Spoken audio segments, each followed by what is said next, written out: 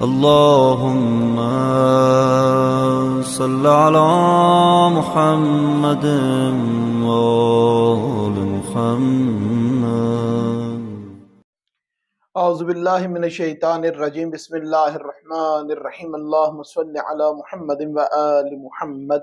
میرے تمام سننے اور دیکھنے والے مومنین اور مومنات کو میری طرف سے میرے چینل ناطق قرآن کی جانب سے السلام علیکم. اعمال شب نیمہ شعبان اور فضیلت شب براءت. شب براءت کیا ہے؟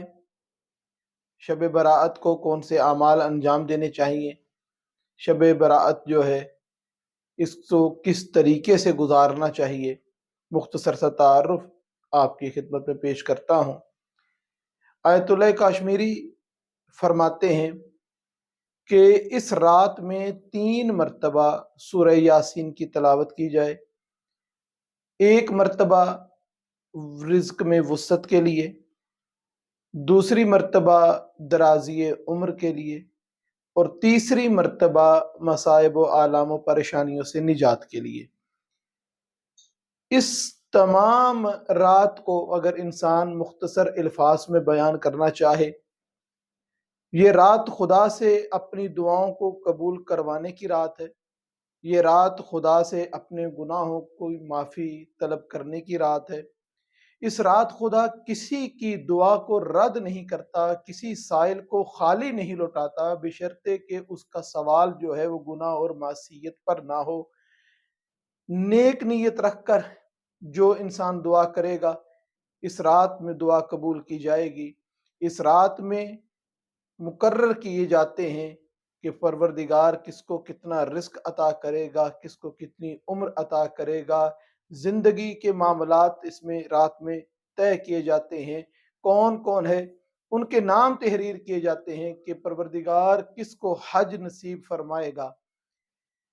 اب یہ تمام معاملات جو ہیں، اور یہاں تک روایات میں ملتا ہے کہ قبیلہ کلب کی بکریوں کے بالوں کی تعداد سے زیادہ گناہگار افراد کی پروردگار مغفرت فرمائے گا، ان کے گناہوں کی معافی فرمائے گا.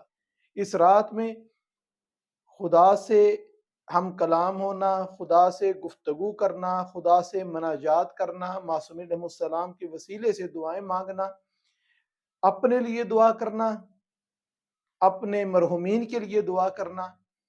ان کے لیے بھی دعا کریں کہ جو حق رکھتے ہیں آپ کی دعاؤں میں اپنا، اپنے والدین کے لیے، اپنے بچوں کے لیے. وہ افراد، ہم تو معصومین علیہ السلام کی سیرت پر اگر عمل کرنے والے ہوں تو ہم اپنے لیے دعائیں کم مانگیں اور دوسروں کے لیے دعا زیادہ کریں. تو جو دوسروں کے لیے دعا کرتا ہے، پروردگار وہی دعائیں اس شخص کے حق میں بھی قبول فرماتا ہے. اس رات میں خدا سے طلب کرتے رہیں، مانگتے رہیں، گڑ گڑاتے رہیں، روتے رہیں. سجدہ طولانی سجدوں سے اس رات کو سجا کے رکھیں، قرآن کی تلاوت سے اس رات کو سجا کے رکھیں. اس رات میں نمازوں کا پڑھنا، اس رات میں مختلف اعمال جو وارد ہوئے ہیں ان اعمال کا انجام دینا، جس میں اس رات کا غسل بھی آتا ہے کہ اس رات غسل کیا جائے.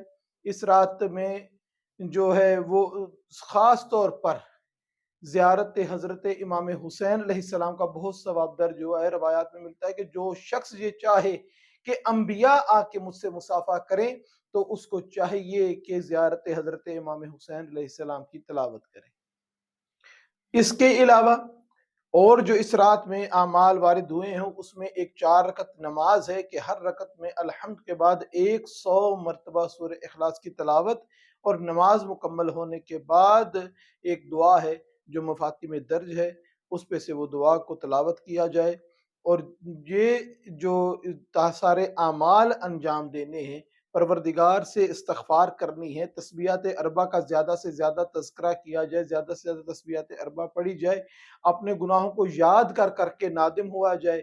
اس رات میں شب بیداری کرنا، اس رات میں جاگنا، جاگ کے اس رات کو گزارنا بہت بڑا اس کا اجر و ثواب ہے.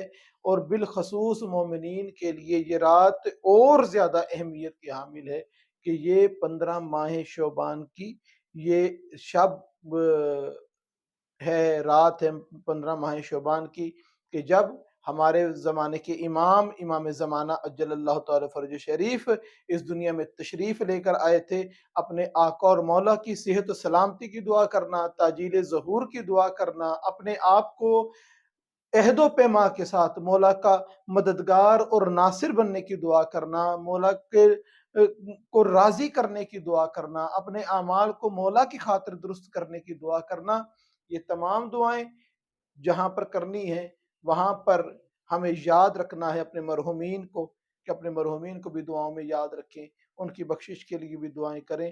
پروردگار سے دعا ہے کہ پروردگار یہ جو شب براءت ہے، پروردگارہ ہم سے جو خطائیں ہوئی ہیں، جو خطائیں سرزد ہو گئی، جو گناہ ہو گئے، پروردگارہ ان سے درگزر فرما۔ پروردگارہ اس رات میں سب کو زیادہ سے زیادہ عبادتیں کرنے کی توفیق عطا فرما۔ یا بار الہ جو بھی جتنی بھی عبادت کرے، مختصر سے مختصر کرتا ہے، ساری رات شب بیداری کرتا ہے، پروردگارہ تمام مومنین کی دعاؤں کو قبول و منظور فرما، تمام مومنین کی عبادات کو اپنی بارگاہ میں درجہ قبولیت عطا فرما۔